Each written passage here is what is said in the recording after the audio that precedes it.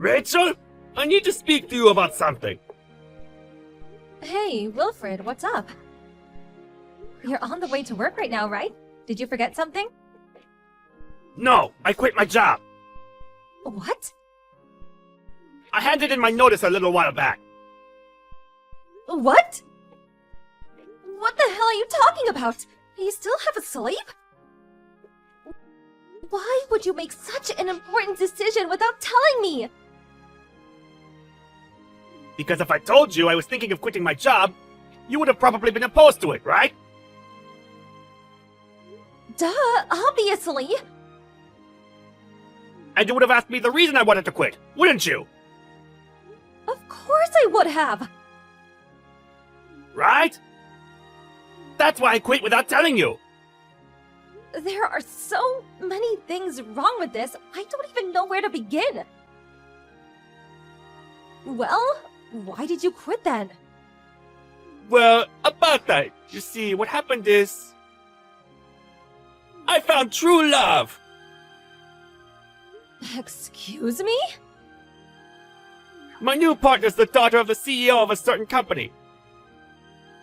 She made me a coffee when I met her for the first time when I became sales manager for the project with that new client. That became the spark that grew into the burning fire of passion that is our love. When I asked about her family, she told me she was an only child. That means her father expects her to marry someone who will become CEO of his company one day. So what? You're divorcing so you can marry the daughter of a CEO? Doesn't that just make you a gold digger? No, it wasn't like that. It just so happened that the woman I fell in love with has a CEO for her dad. I didn't even find out until a while after. I love her, and she loves me. Our love is the essence of purity itself. I hope you can somehow understand and be happy for the two of us, and give us your blessing. I seriously don't even know where to start. You have a son, for crying out loud! What about Peter? Where does he stand in all of this? You should know better than to do something like this as a fully grown man with a 17-year-old son. I accept this isn't fair on you and Peter. But the flames of our burning passion cannot be extinguished. I should have already received my severance package, so I'm willing to send you all of it as compensation. Think of it as my way of saying sorry. I won't go after any of your assets during the divorce either. No, it's not the money I'm upset about, Wilfred. I left the divorce papers hidden under the pillow of the bed I've been sleeping on recently. Divorce papers? I'd like you to sign and hand them in today if possible. I sent you my house key in an envelope, which should be arriving over the next few days.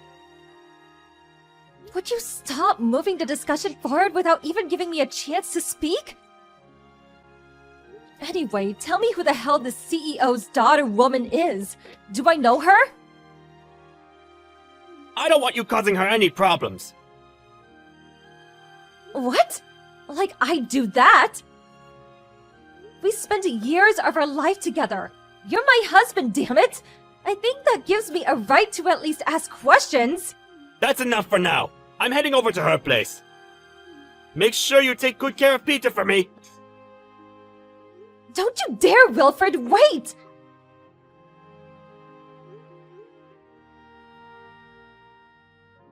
How dare you end the discussion when you feel like it without letting me say my piece? Ugh, I barely recognize you anymore. Rachel, are you there? Huh? Anya? I haven't heard from you in ages. What's up? Will you please do something about this? This? Wilfred is your husband, right? Sorry, I don't follow. What's going on? He stood outside my house as we speak, and he won't stop shouting! What? What is he shouting? I floated down like a petal on the breeze to be with you, who shines more brightly than anyone else across the earth or the seven seas. The day has come when our love may finally blossom before all men, no longer fearing what other may think, being stopped by nothing or no one ever again. I hereby swear on our eternal love, my precious darling, my honey dove. I think I'm gonna be sick. Please help me, I'm begging you. I'm so sorry to speak about your husband in this way, but from the bottom of my heart, this is the cringiest thing I've ever seen. Besides, it's getting late and he's bothering the neighbors. He's creeping me out big time and I need it to stop. Please do something, anything! Look, you see, the thing is, Anya, me and Wilfred got a divorce. What? He divorced me out of nowhere over text message just this morning. When I realized he'd even prepared the divorce papers so they were ready to be handed in after I'd signed them, I soon understood. There was absolutely no stopping him. Our son said, I don't want anything to do with Dad who stabs my mom in the back for some other woman. I'm also pretty set on it myself after the way he treated me. So I went and handed the divorce papers in this evening. What the? So, I hope you understand, but I have to ask you this just in case. But are you and Wilfred having that kind of relationship? No! We are absolutely not! Wow, that was a fast reply. You know I got married 6 months ago, right? Yeah, that's why I was so confused. Sorry for asking you something so weird. It really was just to make 100% sure.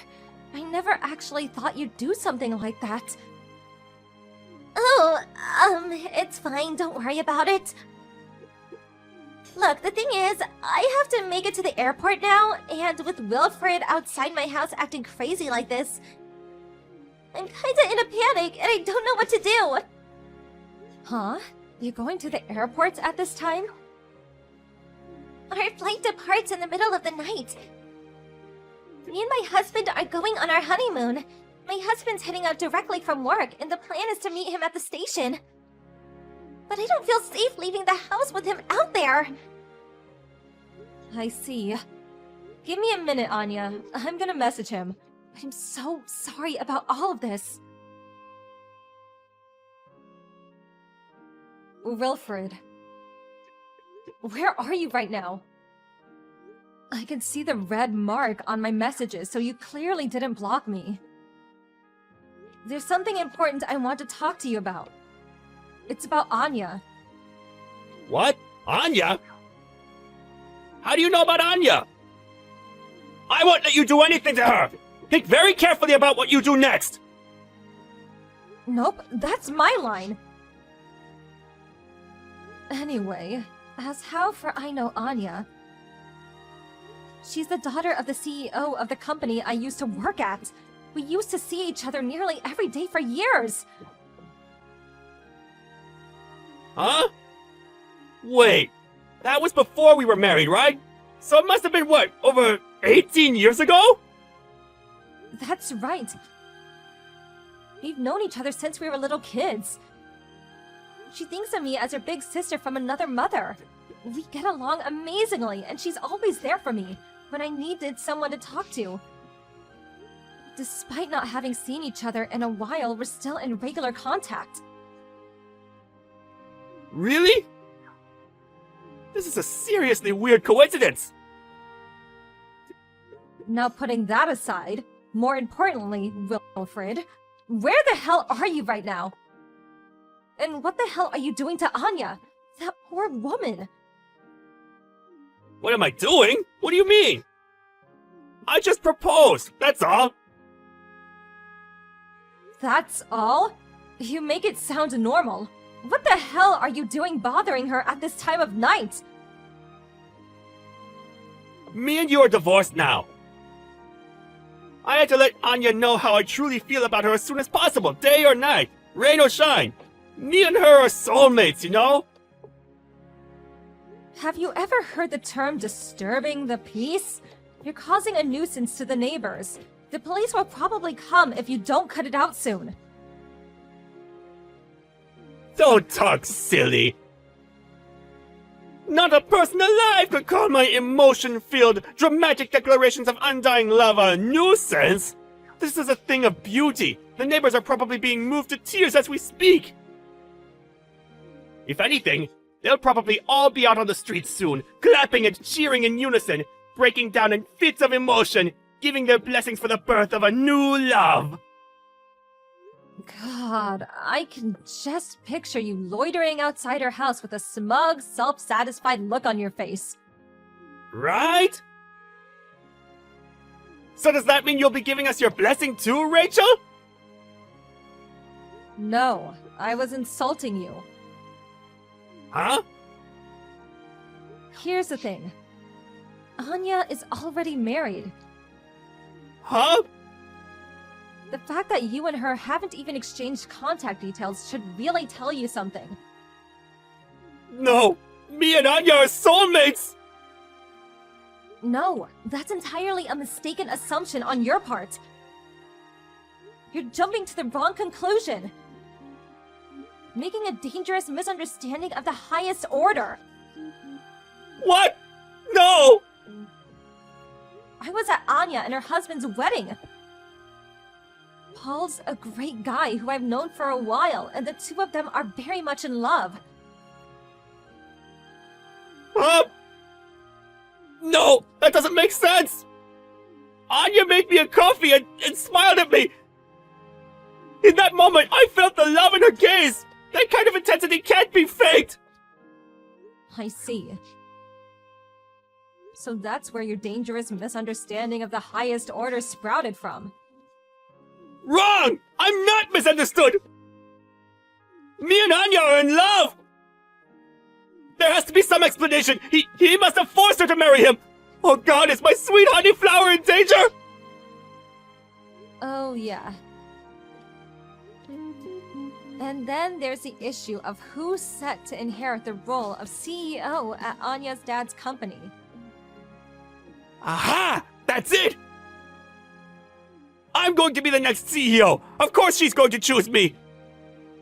This is the ultimate proof of mine and Anya's love! Nope. Sorry to have to break this to you, but Anya herself is set to become CEO within the next 2 or 3 years. Huh? Which is why, Wilfred, you won't be getting a look-in. Ah! No way! I quit my job already! What am I supposed to do now? I'll tell you exactly what you're supposed to do now. You need to get the hell away from Anya's house and stop bothering her and the neighbors. But... Her and Paul are leaving for their honeymoon tonight. their honeymoon? Apparently she's too scared to leave the house because you're hanging around outside shouting at the top of your lungs, making your cringy proposal. Cringy? She thinks I'm cringy? Yes, she thinks you're so cringy that she practically begged me to help her. Oh my god! So cringy that if you keep hanging around despite not being welcome, the police are probably gonna be called. If someone hasn't called them already, that is. Am I really cringy? This can't be! Say it isn't so! Anya told me that peeping through a crack in the curtains, she saw my ex-husband's expression suddenly shift to one of terror as he hightailed it out of the neighborhood. I was so pleased he knew when to give up, or so I thought. Next, he showed up to what used to be his old home to see me and my son. But he's a stranger now, and I have no reason to let strangers, and creepy mentally unhinged ones at that, into my house. When I pretended I wasn't home, he began reciting romantic poetry through a letterbox, declaring his undying love for me and his desire to return to his old family life. I promptly called the cops, and before I knew it, he was being escorted home in the back of the police car. After that, word of his misdeeds reached his parents, who, fearing the risk he posed to society, forced him to go and live with them in the countryside. Last I heard, he's looking for a job right now, but between his job prospects looking dim because he's well past his prime, and the weight of the realization that he made a misunderstanding of epic proportions, as well as the accompanying hit to his self-esteem, and finally, the sense of loss brought about by realizing his true love thought he was a creepy weirdo, it's probably only a matter of time before his transformation into a full-blown NEET is complete.